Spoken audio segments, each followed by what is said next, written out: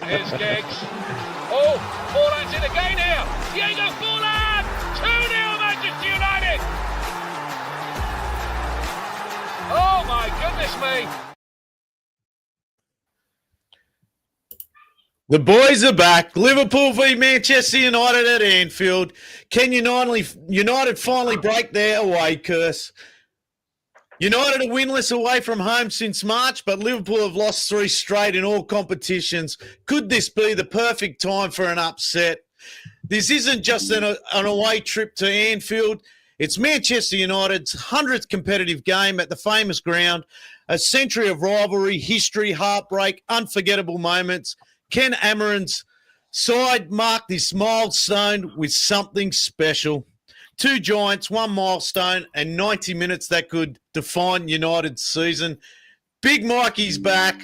Jordan's in the cave. Paul's done his hair.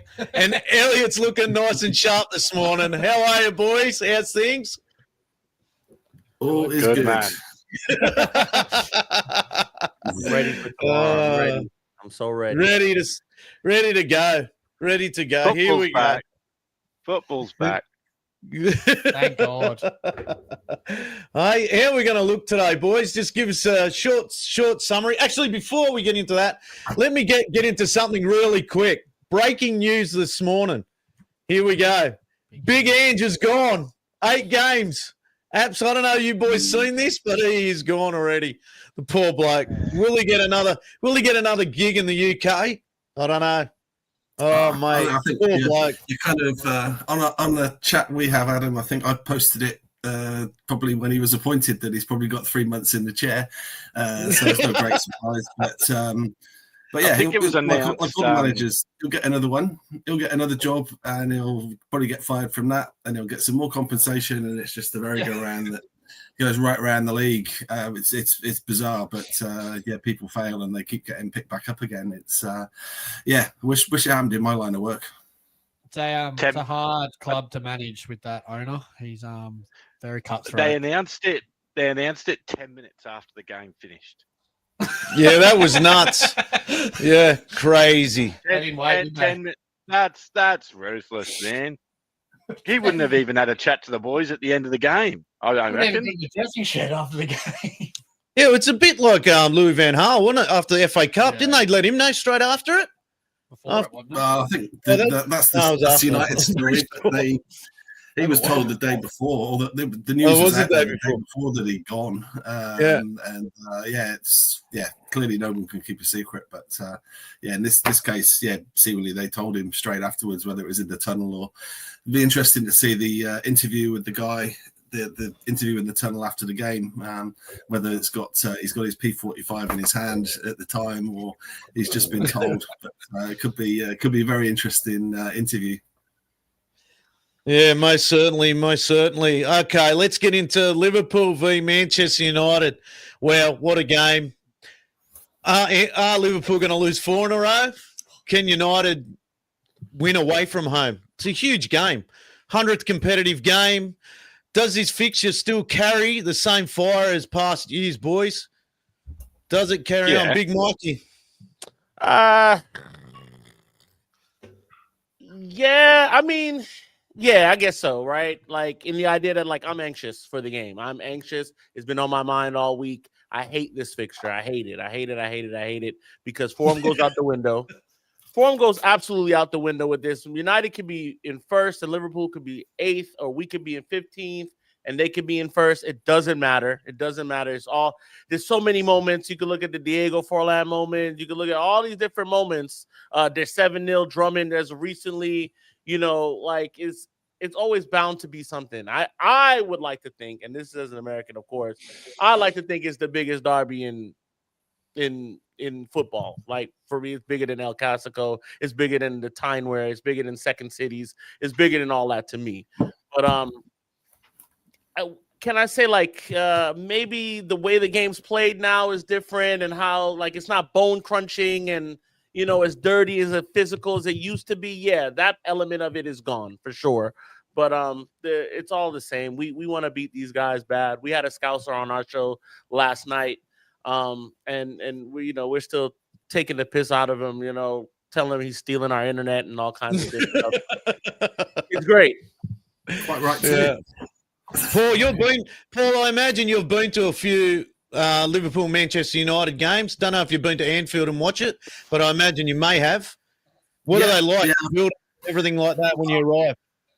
I mean, yeah, it's always. I think going to Anfield, it was always one of those games that you knew you always had to be on your guard. Walking from Lime Street down in the police escort and all of that kind of stuff. I was thinking about this before. Probably the first time I went was the classic. I think it was a 3-3 draw in the late 80s. It was an Easter Monday where Strachan equalised towards the end and was smoking the cigar towards the cop. But what a lot of people don't know is there was a big contingent of United fans on the cop that day. They didn't make it all ticket, so it was it was all pay at the gate to stand in the United end. So we got there probably 2 hours before kickoff, and it was full. It was locked out, and there was this big Scouse copper on a horse.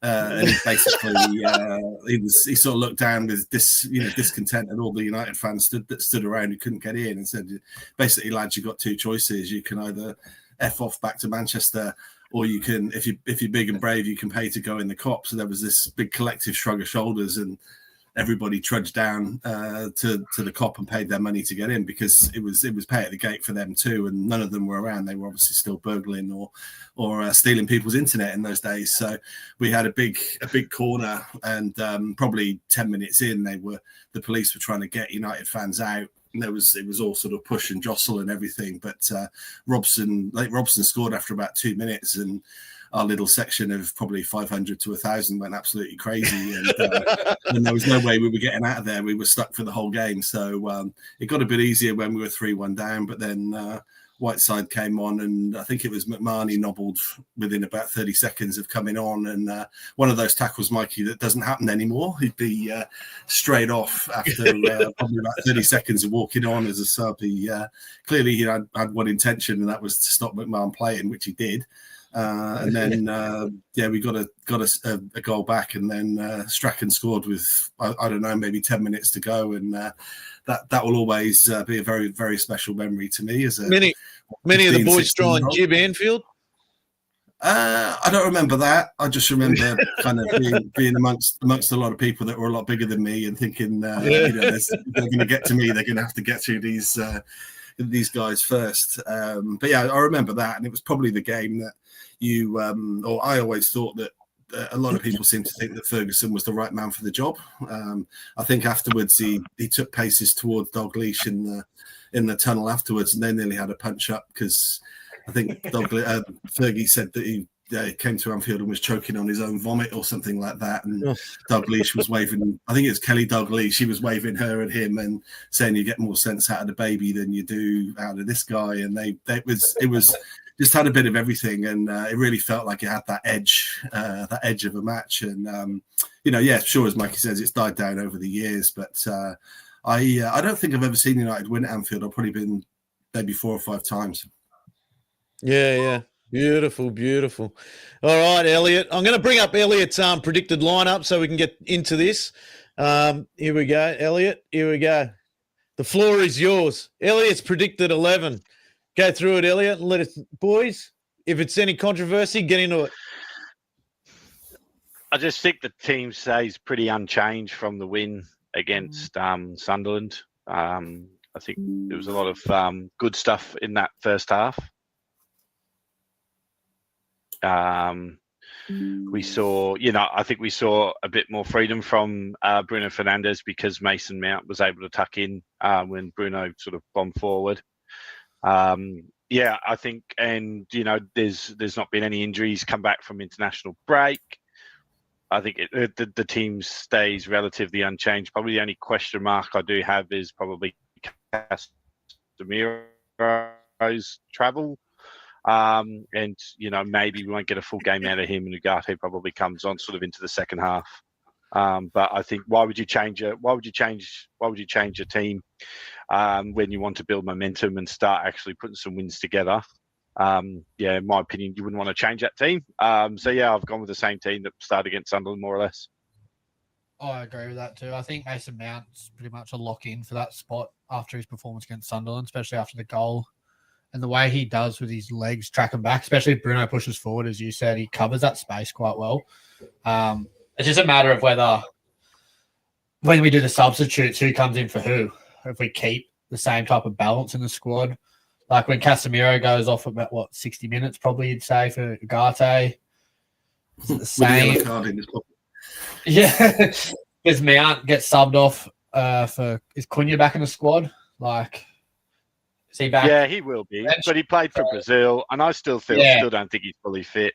And to be honest, bringing him, you want that, especially in a game like this. You want someone who's going to come off the bench and impact the game, and he could probably do that. Especially with the legs, he's got the pace, the drive, everything going towards hopefully a tired-ish back four that they're going to have. He's just going to run at them, which I quite like about him. It's a big thing, isn't it? Really, in this game, we do need the pace in the back. Look, I'm not sure about probably Luke Shaw being there. We do need some pace on the left-hand side. Whether he's going to fall, like the last big game we had, Luke Shaw fell away a little bit there. I mean, you got Delott there. I suppose that can cover a bit. It sort of worries me, Shaw and Delott there. I'd like to see probably Mazarawi. Is he back in? I'm not sure. So he's out fit. Still. No. Yeah. So he's that left-hand side for us is a little sketchy. I'm sure Mason Mount will try and drop in as well a little bit, which I don't want him doing too much defensive work because we do need him working with Sesko and Mbumo. Yeah. So, look, the other side of Ahmed and Euro, like, you got plenty of pace there, which is – I love that. So maybe Bruno has to work a little bit more defensively there. Delite may have to cover Shaw a bit more. I don't know. It's that's the part that worries me. Look, Gappo's been probably their main player, Liverpool, at the moment. Salah's been on a little bit of a down, which is always works well for United, but he's a gun against United, isn't he? Yeah. I think he scored like 15 goals against United. He scores every single game. He's the type of player to have a quiet 85 minutes and score a double. But that's the way he is. Like he actually, Salah's not like he's a great player, but he has a lot of quiet games. He just has big moments in games all the time. He just always pops up. I think a good one for us is going to be Mbumo versus that Kirkes at left back for them if he's playing, because he's been a bit shaky this season, especially he pushes up very high for Liverpool and they get caught. Virgil van Dijk's very good at covering, but Konate's out for them. So whether they bring Joe Gomez in, the young centre-back they've signed from Italy, he's out with an ACL, I believe. So I don't know who the other centre-back's going to be, but if we can get Kirkes to push up and Mbumo can kind of play in like a cheat spot where he plays a little bit higher, doesn't track all the way back, if we can get him on a quick transition and switch the ball over to that side and get Mbumo running at Van Dijk or whoever the centre-back is, then you get Sesko running off him, you can create a lot of problems there. Because you can always make it a 3v3 on the counter. Yeah, look, I think I think we need to test the keeper. Alisson's obviously out injured, so they've got the big Macedonian keeper in. Quality. He's still unproven, and we need to get. And I think if we get at that back four, it's a very disjointed back four. You've even seen like Soboslai play right back for Liverpool this year in some games as well. So I just think I don't actually know who their back four is going to be. But to be honest, I think the pressure building is more on Liverpool than it is on us. This is a game where we can probably go and play with a bit of freedom and with a bit of weight off our shoulders. It's like a free hit almost, isn't it? Yeah, it is. And it's a good time for us to play them, especially at Anfield. Liverpool four losses on the bounce if they get beat by us beat by us in the morning. Whereas and I think that the pressure of that's probably a lot bigger. Than us. We've just come off a win and we've sort of wanted to start stringing some wins together. I think this game and how it's sort of, I guess, stemmed up. It's in our favour. Yeah.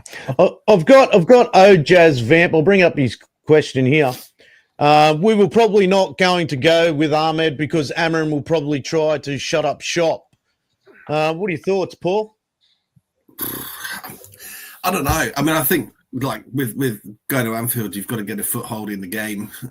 Whether he goes to get a foothold in the game, where a lot of pressure is going to fall on De Ligt, and no one's mentioned the keeper, Lemens, the keeper. That obviously they're going to want to put pressure on him, but he's going to need a strong performance. He's going to have to make saves. But whether he goes with Ahmad early and takes him off, or whether once the foothold is made, once we've got a foothold in the game, we've got 0-0 at half time, or we've got 0-0 with 20 minutes to go, whether he decides he's going to throw Ahmad on and have a pop. I guess it depends how the game's going. If we have got that foothold and we're creating chances and Liverpool are struggling, or if the crowd's on our back, the crowd's got behind the Liverpool and they're pushing on. It's difficult to know until you see his initial team sheet. It's hard to say what approach he's going to take. But I don't imagine at this stage Amarim's thinking he's going to go out there and win 3 or 4-0. It's going to be a tight. If we're going to win, it's going to be by the odd goal, probably the odd goal in one. Yeah, definitely. Look, Amrin always comes out with, if you watch his press conference, he's came out with maybe when we're not expected to win, it's easier for players to perform. Is that mentally the problem? So, look, I think Amarin's will go into this game confident. Like, we have gone all right against some of the big teams since he's been in. So it's more the smaller teams that we're having the issue with. Yeah, it's because we're good on transition. Yeah. Like, that's why I think we go good against the bigger teams, because they hold the ball a bit more. We're a lot quicker at breaking out. When we verse the so-called smaller teams and we've got to hold the ball, we tend to get caught like man for man at the back. Kind of happened against Brentford with the long ball to Harry Maguire. On the transition, the second phase, we're just completely out of the game. That's why I think against Liverpool, we're going to hold the ball. Yeah. They're going to try and press high and stuff. If you can beat the first line press, you can almost get them 3v3 at the back with our 3 up front. But it'd be nice to actually be the dominant team on the ball. Do you know what I mean? Actually be driving the game forward, not kind of sitting back waiting for our chance to pop on the counter. But I guess that's kind of the squad we've got. Yeah, I mean the player that often does seem to be able to get through the shoulder, get through the quick challenges is Mainu. You see him doing it and breaking that line, and then suddenly there's something on. Again, whether he decides to go early or late.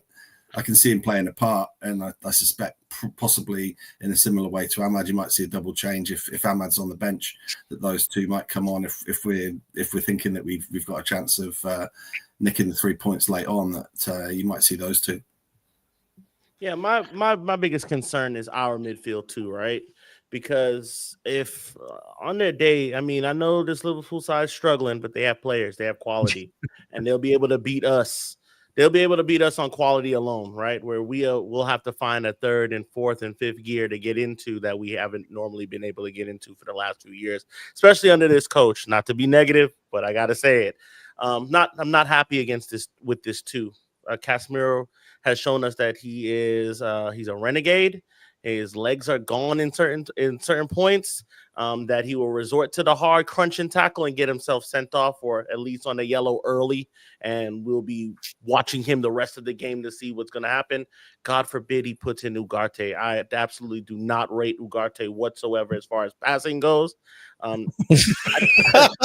don't think he can pass. He's liable to do that, though. He's dead set. He's liable to do that. He's liable to throw Ugarte and Casemiro in together. Yeah, not a fan of Ugarte. I'm hoping he could turn it around. Of course, you don't want to slag off the players too bad, but got to call a spade is what they say. And the midfield too worries me. All it takes is that we've seen it in the past. Elanga's done it with just a fast player, 1v1, catching somebody on a break and going a one ball over the top if we're pressing high. Right. And we tend to do that when we feel good about us having the ball for a long period of time. We start to get a little high and a little big for our britches. And then all it takes is one man with some tech to put it over the top of us and some pace. And now we're 1v1. And hopefully our keeper's a little better that can mitigate that issue now. But I don't know, man. That's the biggest worry I have for us, is that too. I just don't like it. I don't know why he's like hell bent on keeping it. But It's not for me. But Well, I think overall, you've got two teams that are lacking confidence. So when in my opinion, it could end up a 0-0 draw. Two conservative teams lacking confidence. I mean, I'd take a point at Anfield, but I guess you've got Liverpool who have spent like big money in the transfer window, and just we've not really seen anything from their big signings yet. They're still they're still gelling, I guess. Isaac and Ekitike competing for that spot. Salah's not performing, and then you've got that young German kid who came for big money. He's not really done much.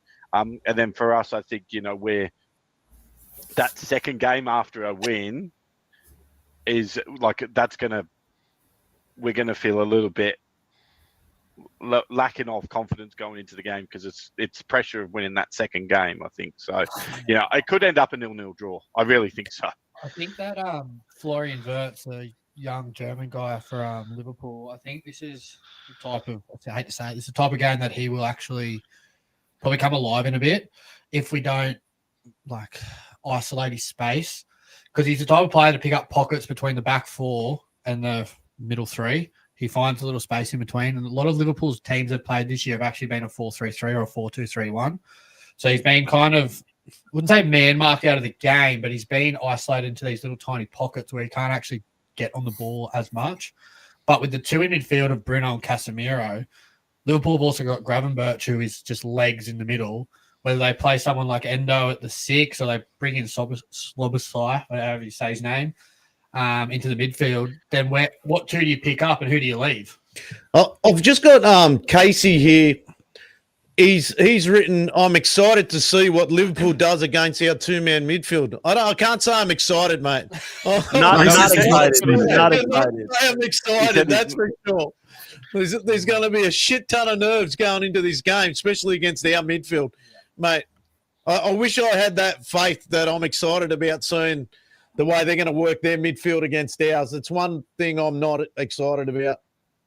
Yeah, I think as Mikey says, as Mikey says, it's that yellow card thing plays into it, because there's always a few tackles going around, and if Gravenberch or one of their guys picks up a yellow early on, then they're riding that knife edge as well, and then potentially they've got to make changes. So yeah, the yellow cards in a game like this always come into it, and down the line, in history there's always been a few reds popping around as well. So it's a big factor.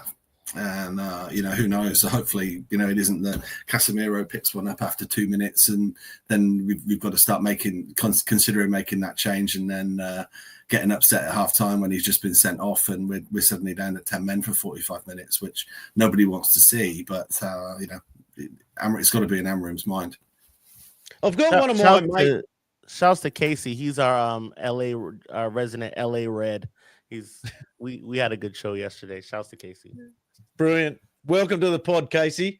I've got one of my mates who's when I say mates, he's a Liverpool supporter, but he's a nutter like us. I got him into doing a cave for himself and everything like that, and he's like gets over to, like, they won the league last year, got over to the bus trip and everything like that, and went to a few games. He does it regularly, so he's not just one of these Aussie fans that just live in the past. He goes for it all. So just listen to what Rob's got to say, and there we go. Sorry, at the stage. Well, Adam, I'd like to thank you for allowing me to join your podcast and do a quick voiceover. I wanted to share my thoughts. You never walk alone. And I guess it's time to talk about the biggest match of the season so far. The biggest rivalry. Liverpool taking on our arch rivals Man United at Anfield this weekend. I know the energy will be electric, and we're definitely expecting a thriller. I still remember being on a high last season, going over there and watching them lift the trophy against Crystal Palace. Fucking hurt me. And With the big money signings we've made, I thought it would be unstoppable, but it hasn't been smooth sailing as I would have hoped. To be honest, I'm a bit concerned about our current form. Our defence has been shocking. We've had some issues, Canada not being himself, and our wing backs haven't been stepping up to the occasion, but I believe in our players. Florian Wirtz and Isaac will come good. It's only a matter of time. They're world-class talents, and I'm sure they'll bounce back. And let's be real, Mo Salah always seems to find a way against Man United, so I'm hopeful we'll turn things around and overturn our recent bad form. But I'm not getting ahead of myself, that's for sure. Man United, hey, what can I say? We'll be up for the occasion. It's definitely going to be a tough game. I think Slot needs to go back to Klopp's playing style. That high-intensity pressing, quick counter-attacks could cause Man United's defence a lot of trouble. My prediction, a tight game, Liverpool 1-0. I think we'll grind out a win, but it definitely will be a tough one. I'm not going to lie, I'm not overly confident, but I've got a good feeling about this one. Let's get ready to enjoy a spectacle.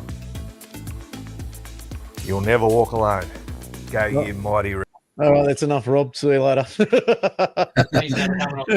What's funny is a lot of the Liverpool support that I've talked to, that I've seen on different shows, or even the guy we had on yesterday, are all saying the same thing. They expect to grind out a win. They're being very humble and trying to damage control beforehand. Oh yeah, we're not the same. We could just get one. I'm not doing that. I'm not doing that. That's one thing they haven't done this season is grinded out a win. They haven't done that yet. Yeah, so I'm not hearing that shit. No. Yeah. As Dean's comment, won the league, spent $500 million and still not confident. So we've got Dino on Instagram. He's sledging Liverpool like nothing else at the moment, which is fantastic. Soon enough, we'll get Dino on, and he'll be a great addition to this channel. So where do we go from here, boys? Look, we've got Casemiro. We're just talking about Casemiro and his legs and things like that. And for mine, I'm not confident with our midfield. And where do you see, the person that does worry me is Gakpo. So I've got Gakpo's stats here, and I want to talk about Bruno as well. I want to talk about both of them, how we need Bruno to step up and everything like that. So I'm just going to throw Gakpo's stats up here. So, he's created chances in open play is in the Premier League is second. What have we got? Chances created, third. Line break passes. So he's real at fifth. His touches, assistance, shots. He's really stepped up this season. Whenever he came off the bench last year against United, he always stepped up. So it seems to be a fixture that he really enjoys.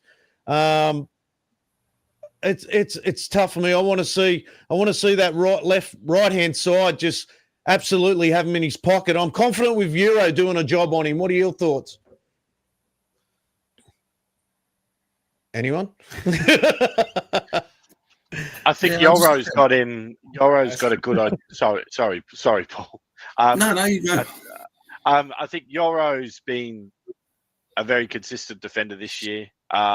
Yes, he missed out on that one game. He made a little bit of an error, but he's been pretty consistent across the board since he's come to us. I think he'll do a job there. And I do think that Ahmad will start the game and will provide that defensive cover as well. And I think we're focusing so much on Gakpo on the left-hand side, and I think United will as well. But then, you're forgetting that Mo Salah has had a quiet season, but all it takes is for him to have a sniff, and I think that's my concern is the right-hand side and Salah, because like your mate said, Adam, he always seems to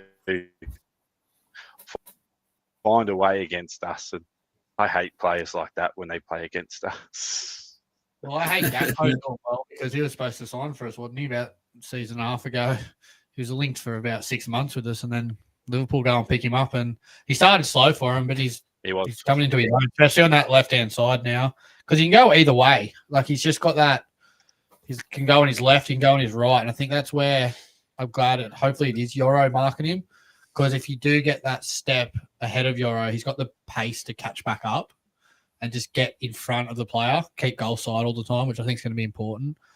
But it'll be interesting to see whether they, with Isaac up top, with Gakpo and then Salah on either side, is Isaac going to play more as a target 9, or is he going to try going behind? Because Isaac for Liverpool was pretty lethal when he used to sit in like a left-hand channel. He used to have like Gordon out on the outside of him who used to touch the sideline, but Gakpo doesn't really go to the sideline. He kind of stays quite narrow. He's more of like an inside forward. Yeah, so it'll be interesting to see how those three actually link up together. Hopefully we pocket them all, to be honest. My problem with it is like players doubling up on Salah. I don't want to see that. I want to be able to have confidence on Shaw and Delot doing a job on him. Like, the last thing you need is, and I can already see it, Delot getting beaten, Shaw's now 1v1, then Delete has to come across, cover him, Gakpo's free in the middle, or it goes back post to anyone there. It's just an absolute nightmare. You can just vision it now. I don't want to try and predict things before the game, but yeah, you're right. You're 100% right, Elliot. We're focusing on their left-hand side, and the danger for me will always be on that right-hand side, especially when you've got Shaw and Delot maybe working together, if that's the case. The midfield runner will be the extra man. The extra man runner coming deep will be an issue if we get 1v1 on either side, right? So, like, you have a Szoboszlai, you have a Gravenberch that comes in. Bruno likes to fall asleep in these positions. Like I forget what game it was, he fell asleep and blamed it on Euro. And Euro didn't play.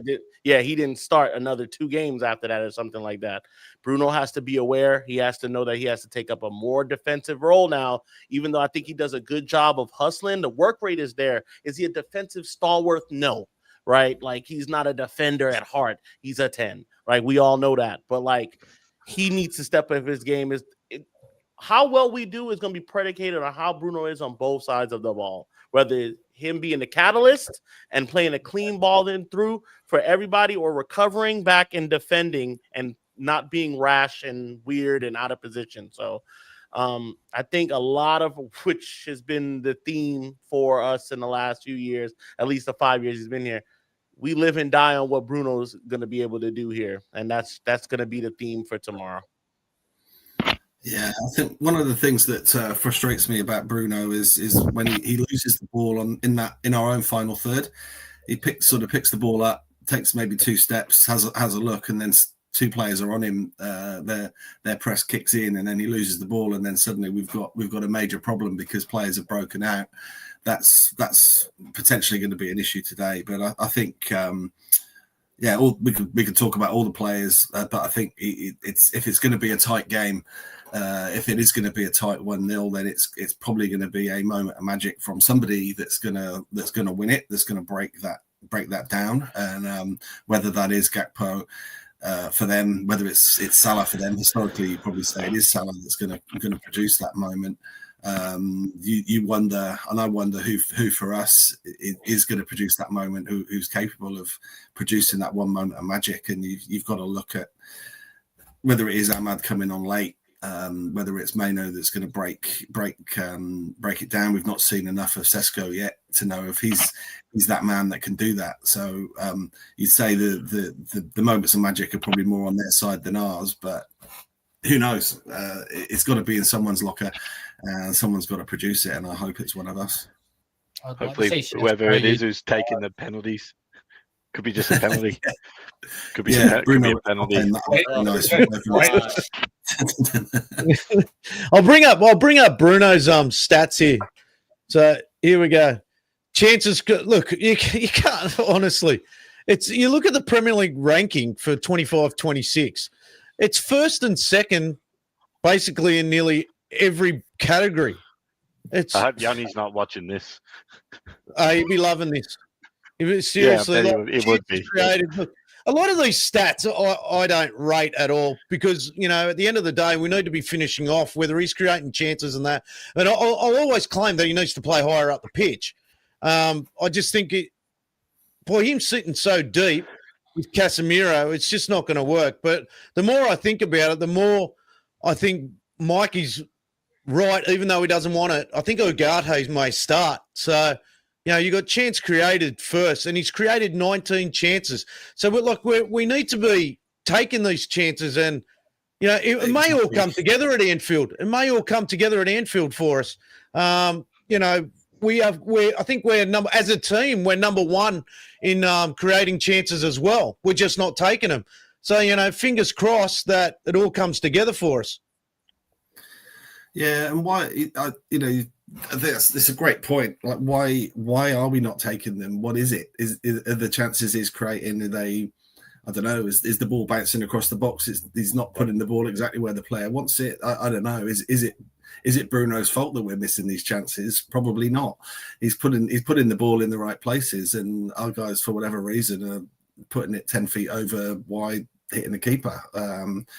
It's fascinating, really, why we don't. But if you look at stats, you can look at stats all day. At the end of the day, it's goals in the back of the net and points in the table that we need, and we're desperate for them. But yeah, it's he's certainly. You can't say that Bruno's not performing in terms of stats. I've got a bit of a special guest. Dean wanted to be added. I don't know what he's got for us, but Dean Garden from Brisbane, Manchester United Supporters Club. I'm adding him to the. So he's USA.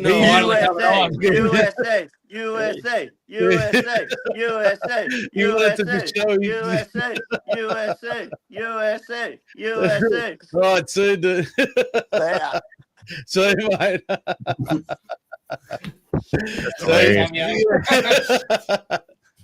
Thank you, Dino. Random. Yeah.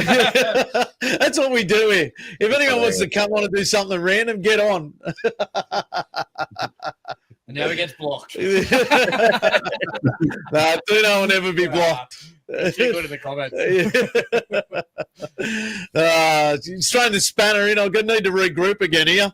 Yeah. So anyway, back to Bruno. Look, I think if he steps up, Elliot, I think you're right. I don't know if we do get a pen, who's going to take it. I think, you know what? I think Bruno will want to take it again. He's that type of player. He'll want to take it. And I think he'll put it away. Has he missed 2 in a row? Yeah. That was 2 in a row, wasn't it? No, he's missed 2 this season, I think. Yeah, he's just missed 2 this season, yeah. 3 this season. Is it Elliot? Did he miss one in the... I thought he missed... I had a feeling he missed 3. 3, yeah. See, I like the idea of the striker taking the ball and having the pen. Like, I like the idea of your number 9, every time you get a penalty, just getting the ball, putting it down and smashing it in the back of the net. I know it's not the way it is now, but if we got a penalty and Šeško scored at Anfield, imagine his confidence for the next few games, knowing that he's just scored against Liverpool at Anfield, and we win the game from that. Yeah, but he's not. You'd have a take it, wouldn't you? What was that ball? Maguire's got a good record from the spot. Stick him on and usually puts him top right-hand corner. Hey, he can't even penalty. I know Bruno's missed a few, but he's only missed 7 in his 5 years with us in the Premier League. So he's still up there, but yeah, I don't know. I understand him or Mbeumo taking the penalties because of their record and how calm they are with the ball when they walk up to the ball and they wait for the keeper to move and all that stuff. But there's something about an old-fashioned number 9 picking up the ball, putting it on the spot, running back and just drilling it into the bottom corner. Is that what we're really looking for here, though, to win on a penalty?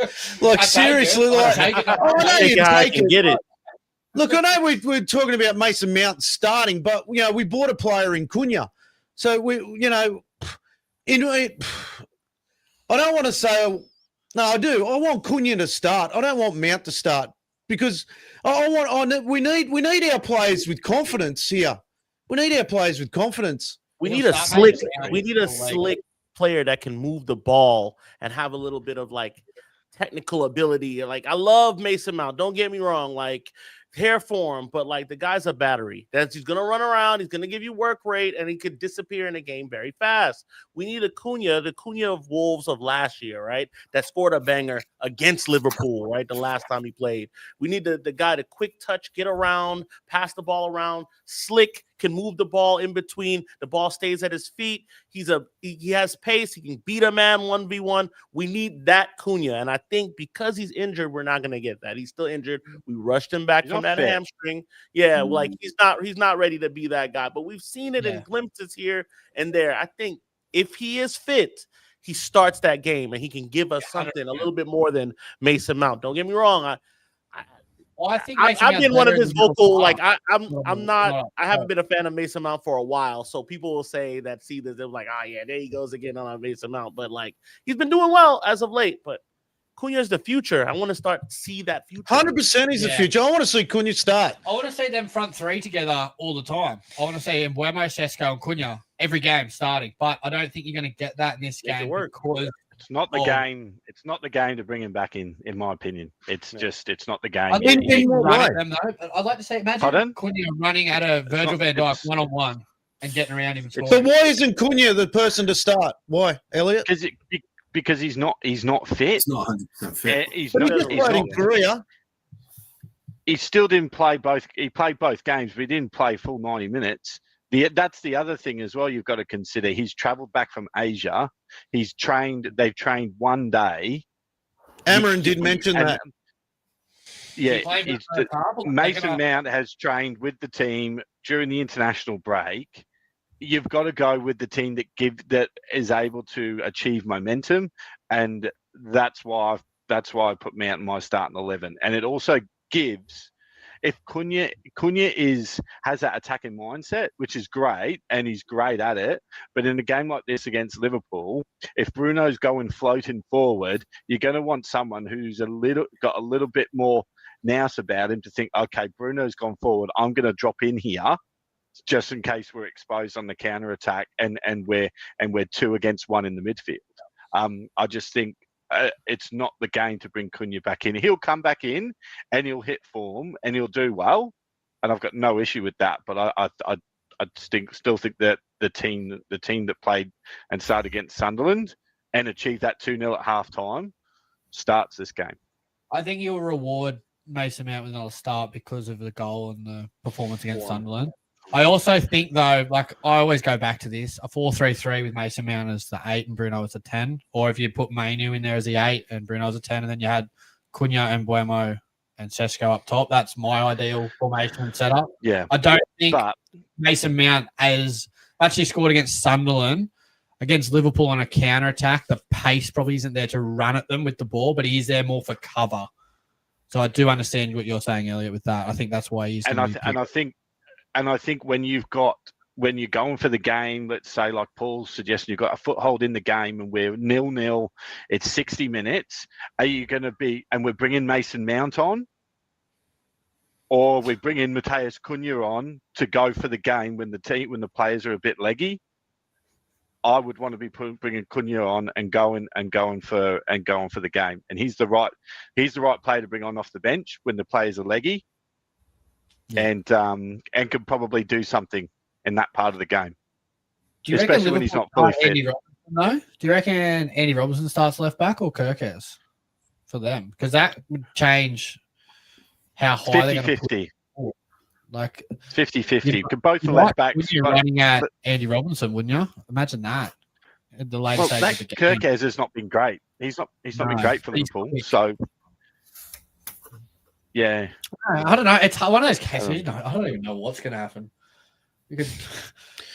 But that's another one, isn't it? Like Amarin trying to outsmart Slot tactically, like that's a match in itself.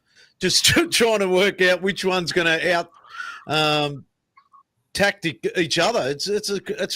I'm looking forward to that one actually. Tom right here says Robertson will start. I think Slot won't trust Kirkes. I think they start Robbo too. I think they go with him. Yeah. He has some experience in this derby. So you put him in, and instead of the struggling Kirkes, just on experience alone.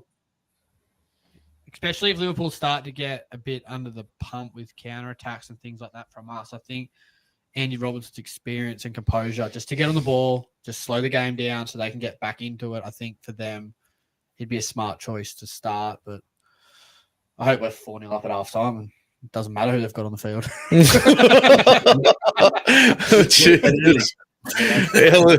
Positive boys. The thing about it is if we're 4-0 up, I'm still not confident of winning. Oh, far out. All right, boys. Look, we're 45 minutes in. I think we've covered just about everything. It's been a great pod. I've enjoyed Jordan being in the cave. I really have. It's been really good. 2.5 hours to get here, and we're off to a card show. Today we're going to go get some footage of Jordan buying some cards, and it's always fingers crossed whether there's football stuff out there at every card show. Neon do a great job out there. I see Ian Cosley just joined us on Instagram, which is fantastic. So, yes, Dino, breakfast was ready for the boys when they got here. Bacon and eggs and a juice. What a nice guy. Yeah, always ready. Whenever you come visit at breakfast pods or breakfast games, always get breakfast. So before we go, I want to put up this as well. This is Brisbane's got a five-a-side charity match on. They've had two teams just pull out recently. So anyone up on the Gold Coast that's watching us, put a team in. Mate, it's going to a great cause. Direct Inject has sponsored the event. It's $30 per player, 6 to 10 players per team. It's on the 25th of October. I wish I was getting up there. They do a great job, Brisbane Supporters Club. So get behind them if you're up there. Get your mates together. Go and play in this 13th annual charity five-a-side tournament. It's up at Redlands. I've been up there. It's a great spot up there. They always have their Munich Memorial match up there. So that's another one that's coming up in February that they always do, and we will promote it here. I went up for it last year. Absolutely fantastic event Brisbane put up there.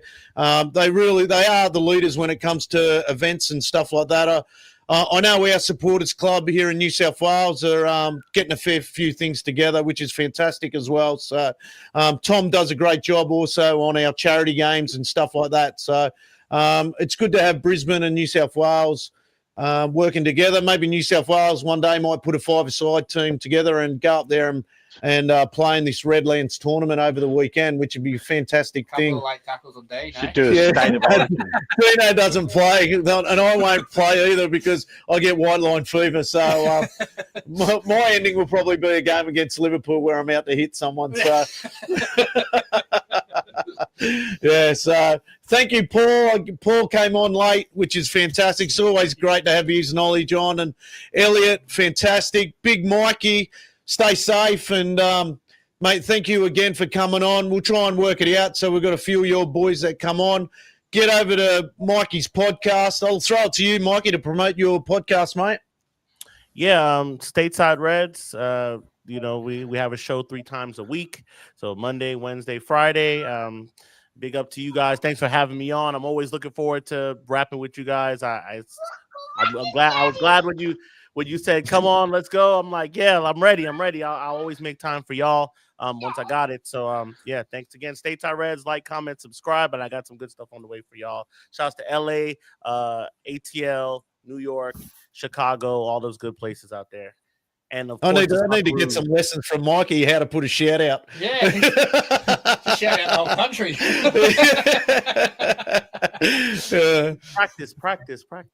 Practice. I actually took some lessons this week on how to speak properly. So I'm trying to work my way through these podcasts and stuff like that. So thank you again, boys. You still got the Australian accent, though. You still got the Australian accent, so it didn't work that well. Maybe one day we'll have Big Mikey in the cave and we're doing a pod from here and we can have a table set up like throwing the cards around or something like that. And we're going to proper set up here. I'm going to make my way out there. I can't wait. Spiders and all, snakes and all.